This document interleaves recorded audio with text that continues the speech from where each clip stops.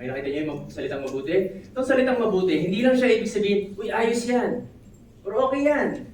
Or may silbi yan. Hindi yun ang ibig sabihin ng mabuti dito, okay? Ang ibig sabihin ni Jesus dito, ng mabuti, is, ako ang tunay. Ako ang genuine na pastol. I am the true shepherd. So anong ginagawa ng tunay at genuine na shepherd? Ito. Inaalay niya ang kanyang buhay para sa tupa.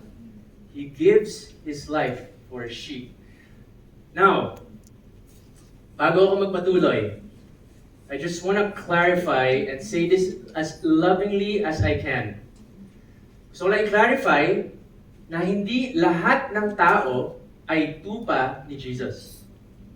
Hindi lahat ng tao ay tupa ni Jesus.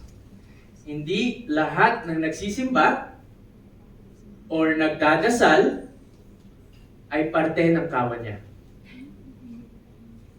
Nagiging parte lang ang isang tao sa kaharian ni Jesus kung, una, siya ay nagsisisi sa kasalanan at nananampalataya kay Jesus bilang pambayad ng kanyang kasalanan, number one. And then pangalawa, nag-surrender siya kay Jesus bilang Panginoon at ng kanyang buhay.